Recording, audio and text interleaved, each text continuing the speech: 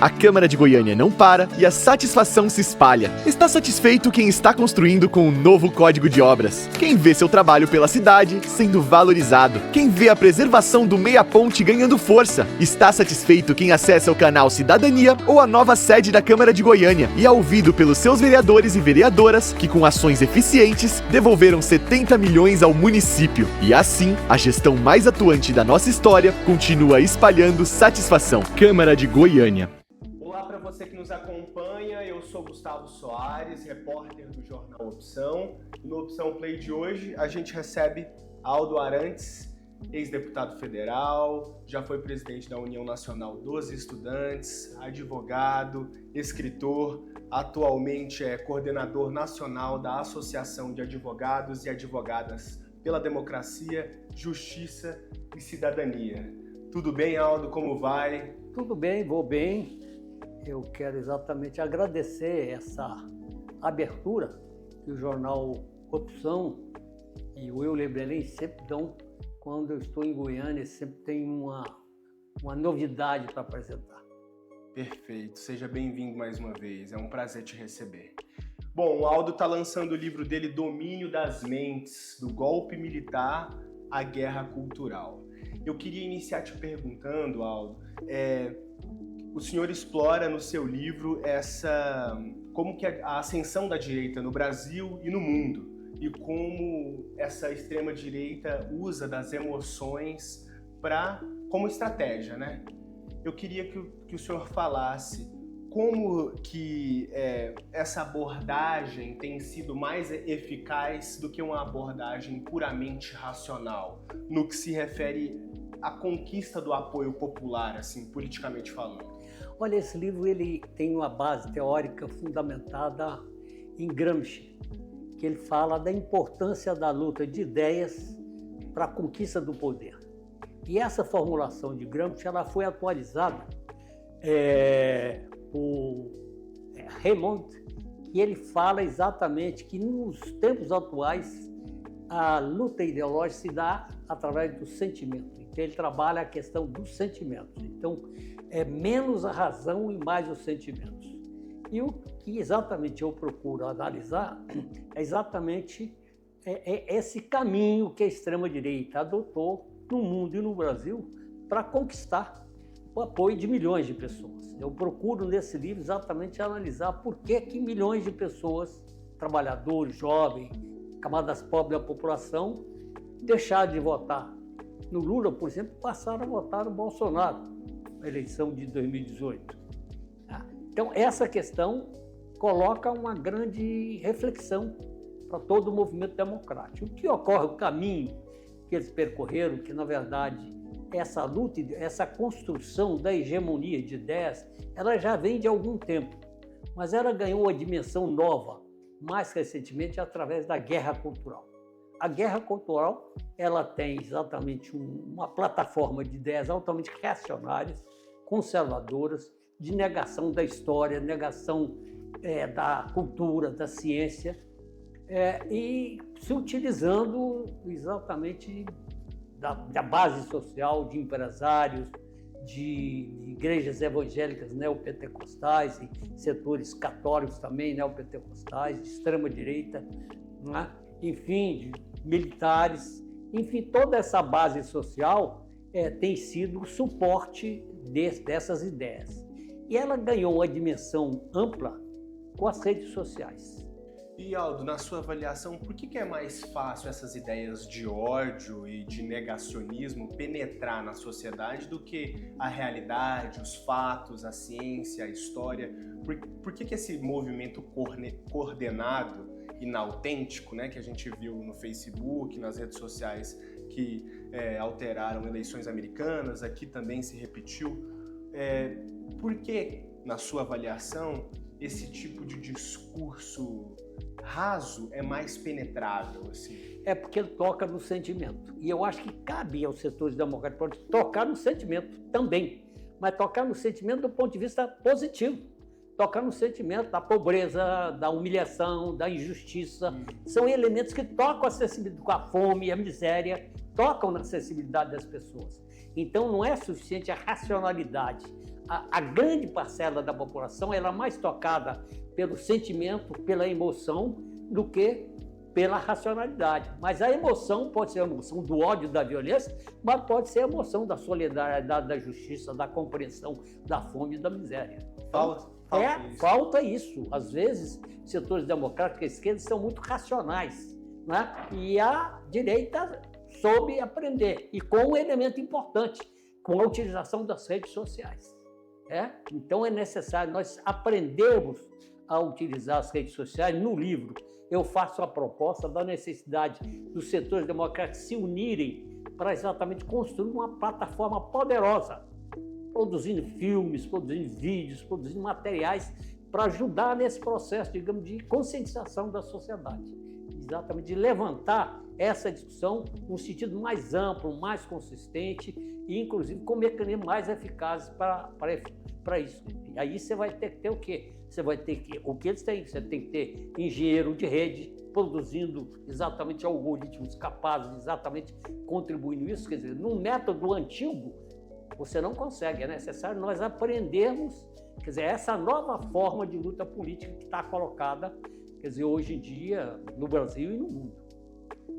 No seu livro, você também desenvolve sobre as fake news, né, e essa queda da verdade.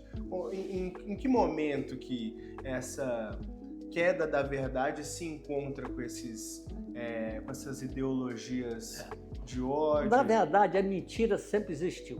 Uhum. Na história, na guerra, na luta política, sempre tem mentira, né? A situação ficou mais complicada por uma série de razões, entre as quais, hoje, a pós-verdade questiona a própria verdade, né? A pós-modernidade questiona a verdade, que é um absurdo completo. Tiro no mas pé? Questiona. Na verdade, não, porque a verdade ela tem uma base científica, mas questiona. Então, isso já cria uma confusão. E você tem as fake news que atingem amplamente. Porque eu sempre discuti isso, eu levanto, quer dizer, a fake news, a mentira, sempre existiu. Qual a diferença da fake news, que é a mentira atual, da mentira anterior? São as redes sociais, são os algoritmos. Então ela dá um alcance muito grande e ela prende a pessoa, né? Eu sempre discuto isso, uma pessoa idosa, uma velhinha, como é que ela se transformou numa fascista? Uhum. É porque exatamente as redes sociais, elas estimulam através de uma série de mecanismos, do estímulo da chamada dopamina, aí tem então o problema da neurociência, e a pessoa vai radicalizando sem inclusive a pessoa perceber. Você estudando isso, a pessoa não percebe. E há um processo de radicalização de tal maneira que ela não ouve mais ninguém, ela só ouve exatamente aquele pessoal que está ligado a ela. Daí a complexidade, daí a necessidade de você distinguir esses setores radicais que já estão cristalizados da ampla maioria para você despertar essa consciência crítica. E se você não fizer isso, você não consegue, você fica num ciclo vicioso. E Aldo, por um momento, assim, por muito tempo, o papel das Forças Armadas no Brasil foi analisado, visto como uma ameaça, né, à democracia. Como é que você avalia, assim, essa evolução dessa... Eu tive uma experiência muito pessoal nisso. Eu fui preso e fui torturado nos porões da ditadura militar, no DOI-CODE do Rio de Janeiro e de São Paulo, que eram exatamente instituições militares. Infelizmente, há uma tradição política no Brasil de intervenção das Forças Armadas. Inclusive, eu fui constituinte e lá houve uma grande discussão sobre o papel das Forças Armadas, em que os militares defendiam a repetição na Constituição de 88 do princípio que estabelecia que competia às Forças Armadas o controle da ordem e da lei. Exatamente, houve uma discussão e exatamente condicionou o papel das Forças Armadas a uma solicitação do Executivo, Legislativo ou Judiciário, né? Tanto que quando pintou a possibilidade ou seja, a tentativa golpista de 2024, quer dizer, 2023, aliás, houve uma tentativa, digamos assim, de aplicar a chamada GLO, que era colocar na mão das Forças Armadas o controle da situação, e o Lula não aceitou. O Lula estabeleceu que era necessário uma intervenção da Polícia Militar do Distrito Federal e de outros estados também para controlar a situação, porque naquele momento, quer dizer, a cúpula das Forças Armadas está no esquema golpista. Né? Eu acho que essa é a questão, inclusive, que se coloca hoje, porque é necessário exatamente que, inclusive, essa continuidade. Agora teve essa tentativa de jogar uma bomba, enfim, de ameaça, inclusive, de morte contra o ministro Alexandre de Moraes. E isso aí não se pode menosprezar, não pode diminuir o alcance disso. Isso aí está relacionado com essa propaganda do ódio e da violência. Nesse sentido, quer dizer, essa história de defender a anistia é algo que não tem sentido. Quer dizer, a anistia é exatamente você abrir caminho para essas pessoas que estão exatamente vinculadas a essa concepção de violência, de ódio, de destruição da democracia, continuarem praticando atos dessa natureza. Então é necessário não só enterrar essa questão de anistia, mas é necessário condenar os responsáveis, sobretudo o ex-presidente Bolsonaro, que é o grande cabeça pensante toda essa articulação antidemocrática no Brasil. E continuando nessa linha, falando de mundo, com agora Trump eleito, como é que o senhor avalia assim, essa influência de lá para cá? Eu acho que a situação vai complicar. O que exatamente coloca a importância maior dessa questão da luta ideológica, para você trazer à tona com mais força essas ideias em defesa da democracia e não só das conquistas sociais também, porque eles querem acabar com a democracia para acabar com as conquistas sociais. Uma coisa está relacionada com a outra. Então, isso aí, como é que você enfrenta? Você enfrenta conquistando o coração e a mente de milhões de pessoas.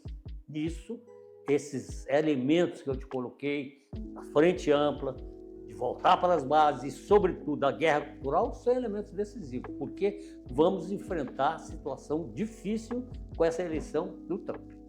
Agora, é claro, num momento de dificuldade, também é um momento, às vezes, de grandes transformações. Agora, compete a essas forças mais avançadas refletir sobre a situação e encontrar os caminhos. Além do que, é importante nós levarmos em conta que o mundo hoje já vive uma nova situação. Quer dizer, já não é mais só os americanos. Hoje você está vivendo um mundo multipolar. Você tem aí um papel da China. Então, essa vinda do presidente da China ao Brasil, para uma aproximação com o Brasil, é um elemento fundamental nessa correlação de forças. Então, por um lado, tem o Trump, mas, por outro lado, tem o papel que a China vem desenvolvendo, no sentido de equilibrar um pouco essa situação mundial. E o senhor já mencionou como solução para tentar sensibilizar a classe trabalhadora como uma plataforma, vídeos, e sensibilizar pela fome, pela miséria, enfim. Eu insisto, quais outras alternativas o senhor propõe para a gente poder se reconectar com a classe trabalhadora e tentar desconectar ela dessas ideologias neoliberais? Eu acho que isso, nós temos que retomar o contato com as bases trabalhadoras.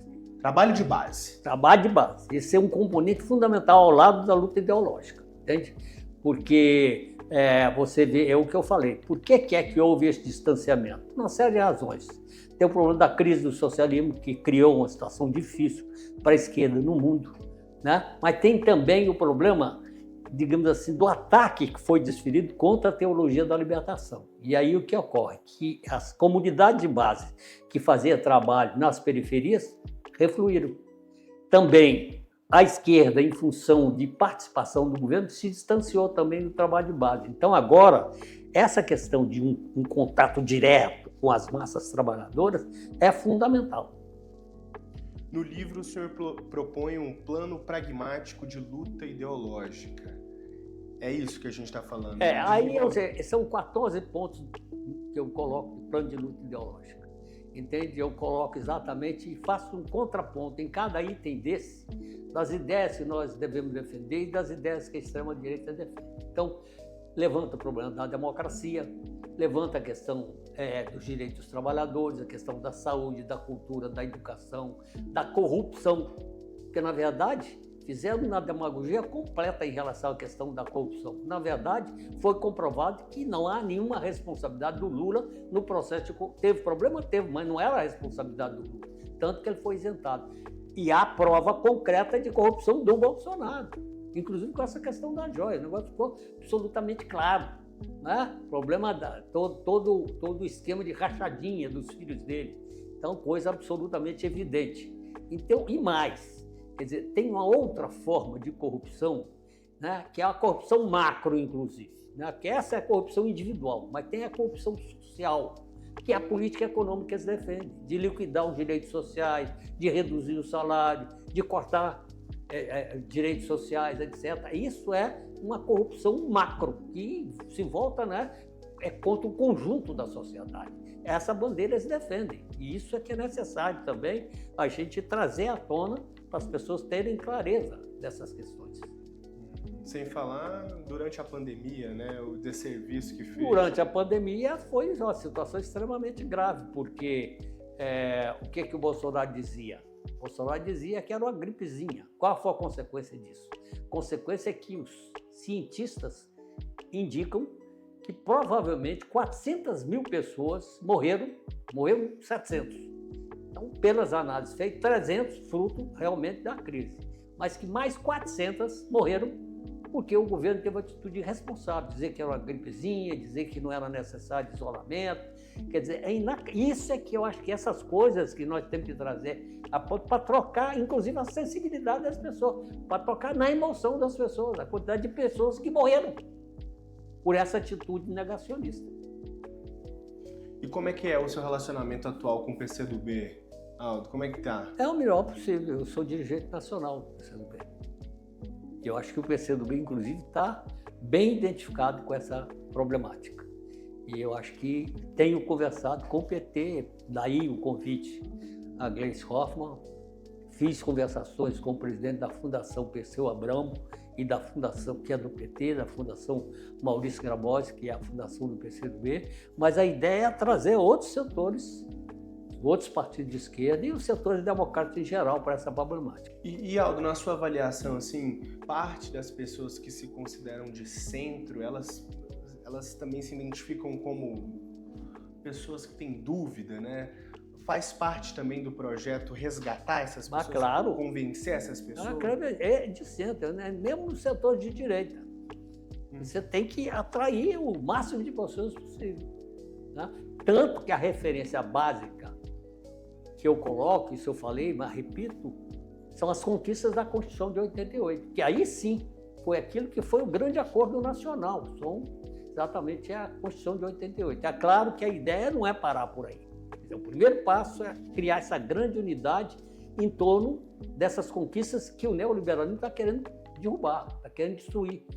Que esse setor de extrema-direita quer destruir, como eu falei, a democracia para destruir os direitos sociais, os direitos dos trabalhadores, tudo. Então, o primeiro passo é exatamente garantir aquilo que foi conquistado. E o passo seguinte, na minha opinião, são as reformas estruturais do Estado brasileiro, a começar pela reforma política. Aldo, muito obrigado. Acho que é isso. Obrigado por... Obrigado a você. Pela Obrigado aula. ao Jornal Opção.